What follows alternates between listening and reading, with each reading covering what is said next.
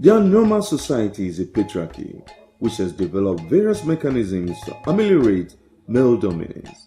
Yet, the Anioma society has traditionally set up an exclusive female institution to cater for the interests and welfare of women folk among the Anioma people of Delta State. The concept of Omu seems to have been derived from the idea of Mu or Mua, that is, giving birth, or Omumu, giving birth. It is associated with the palm frond of palm tree called Omu, a very powerful symbol of womanhood. In Igbo cosmology, the palm tree is female, while fronds connote fertility and life, just as yam is a male symbol. In ancient Nri myth, yam is a male symbol and palm tree is a female symbol. It is therefore consistent with the logic of the culture for a woman institution to be named Omu and given the same role in both areas with or without monarchy. Omuship institution is as old as the Anioma nation, having itself been born in the 15th century. It is one of the institutions that distinguish the Anioma kingdom from other tribes in Delta State. It is an important institution within the governance system of many Anioma communities and, importantly, a traditional position reserved for women in Anioma society.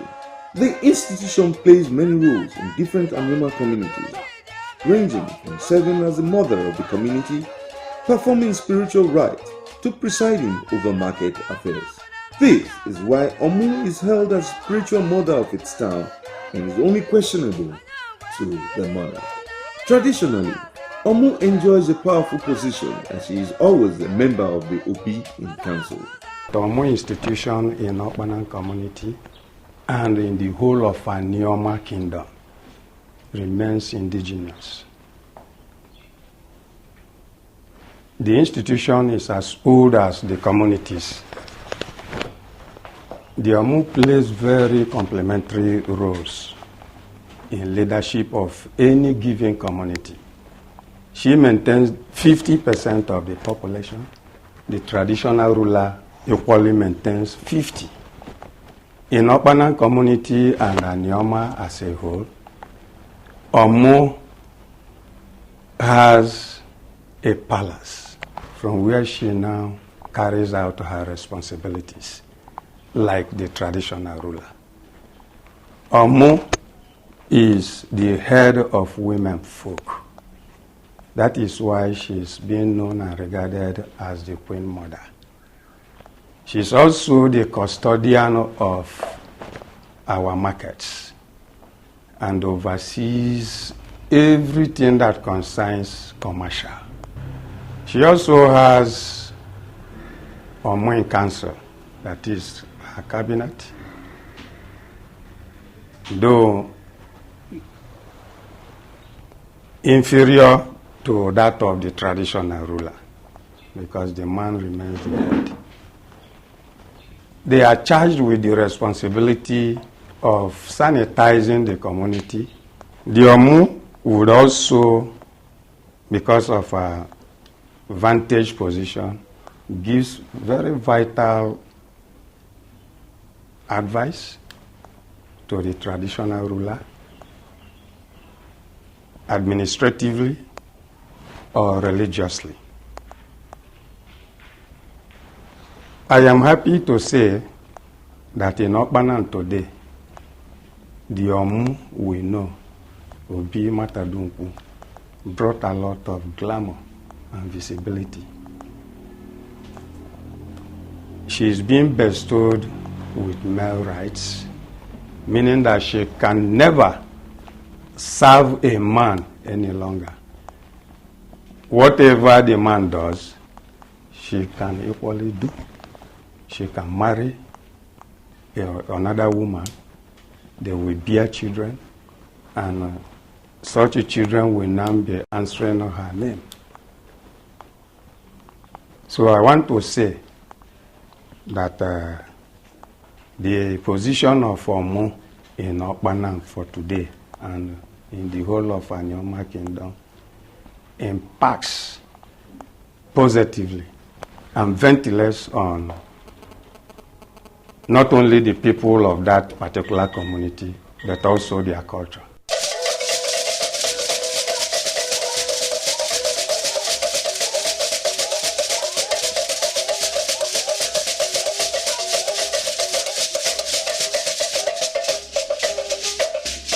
Institutions have traced the emergence of the Omu institution in Anioma to Queen Idia, the mother of Esige, the Oba of Benin that reigned from 1504 to 1550.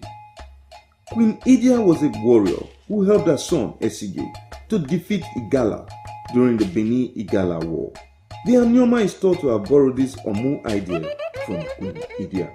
The eligibility of Omu varies from community to community, but it is mainly based on tradition, divination, and rotation. An Omu is often determined through native doctors who are usually consulted in distant communities to determine who should rightly fill in the vacant position.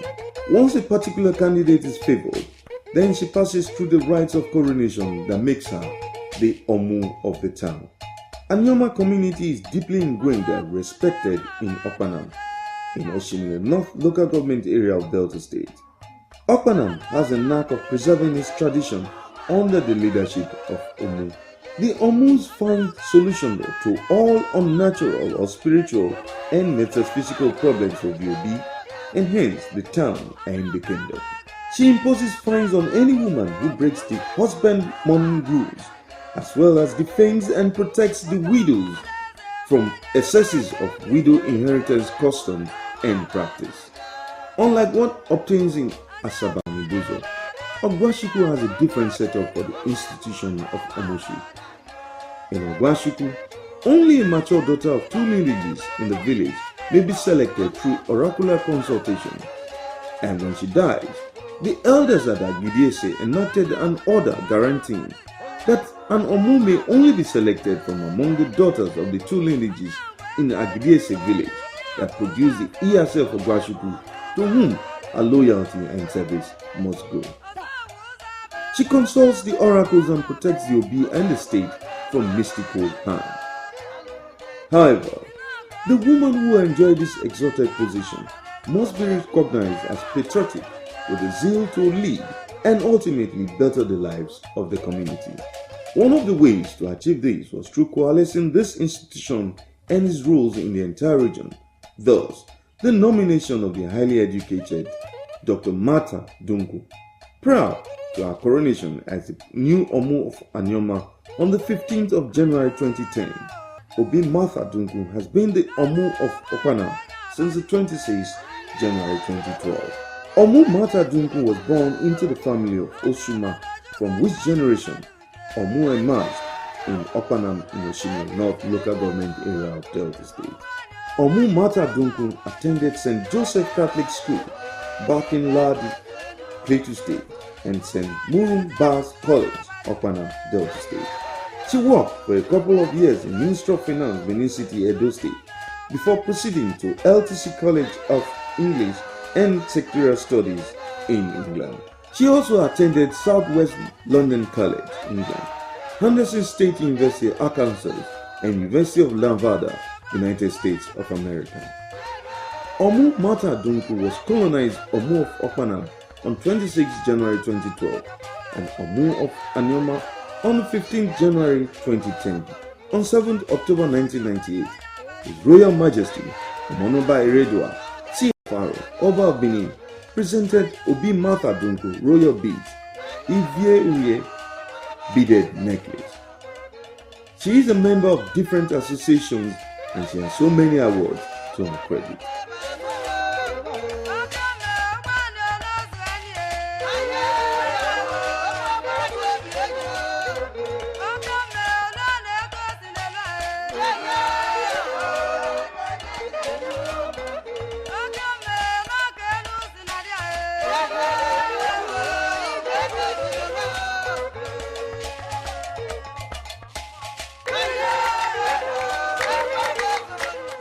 Obi Matu Dunku is the public relations consultant to His Royal Majesty the Oba of Benin.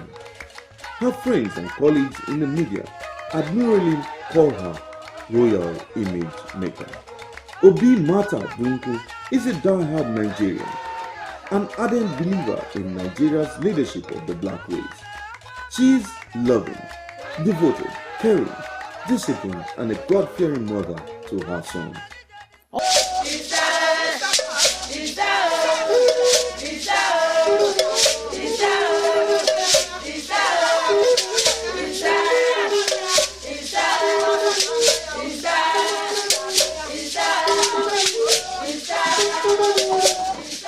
Omuship is a cult-like organization of mature women headed by the Omu title holder that serves as a mechanism for participation in governance of women in the communities. In some societies, the Omu has the supreme authority in customs concerning women's affairs, while the Otu Omu is a group of women approximately the same age with the males. The Omu, first of all, is indigenous to Anioma people. The institution of the Omu is indigenous to Anioma people of Delta State. There is nowhere in Nigeria you have it. There is nowhere in Africa that you have it. Our forefathers, 700 years ago, decided that God made man and woman. And if man was complete on his own, God will not make woman. For that reason, they thought they should harness the potentials of woman and felt that the only person who can know the problems of a woman is a woman. In addition, they decided that the whole community should have a mother. So if there is anything that is troubling the community and the traditional ruler cannot handle it, because men have their ways of handling issues. You know, the man is the fire that is burning, and the woman is the water that quenches the fire. Yes. So when it becomes so hot, the traditional ruler will beckon on the Omu as a mother to come and help. So in effect, the Omu is the mother of the community. She is the spiritual guide to the traditional ruler. She is the spiritual guide to the community. She is the only female member of the traditional council. She is the traditional custodian of the markets. That's basically what the work of the Omu is. And from community to community, it differs how they crown their Omu, but their duties are basically the same. And the Omu is crowned with or without the monarchy because she has a role to play. In some areas, it's hereditary to certain quarters. In some communities, it's rotational from one village to the other. And when a woman is pronounced as an Omu, you have to leave your marital home and come to your father's home to reign. There they build you a palace. And at the point of coronation, the Omu is bestowed male rights to marry and have children who will bear her name. She's not permitted to live with a man. She cannot be a Mrs. Anybody. She's not a variable of 3 meals a day. And I used to think that maybe they were a little bit unfair to the woman. How can the man marry? But having gone around the whole of Anioma asking questions to our fathers who are elderly, I found that our forefathers thought that this woman is not just the leader of women. She is the mother of the whole community. And they didn't want a situation where a man will be slapping the Omu and quarreling with her and telling her you're not cooking well. Again, they felt that since 80% of her work is spiritual, unless she's in a state of near chastity, she cannot receive messages from God that she will pass to the communities. That's why Reverend Fathers and Sisters don't marry. The Omu and Otu Omu in each society has a specific responsibility to enact the rules and regulations of doing business in the market, to ensure peace and order in the marketplace, maintain the physical sanitation of the market, and spiritual well-being of Asaba town under the overall superintendence of the Asagba and Otu Raza. They protect the town against evil on all manner of abominations that defy the relationships with ancestors. At the same time, as the Omu of Okpanam, she sees herself as the mother of the community, a leader of the women. She sees her position as a calling, according to her. 10 years ago, I asked the former Vice Chancellor of the University of Benin, Professor E.A.C. Nwanze, I thought we should research into the institution and keep something for our children. And so he constituted a committee and the committee came up with a pamphlet, and they researched with a paper done by Professor Omu Matu, who was the founder of the Sociology and Anthropology Department of the University of Benin. He found out that our forefathers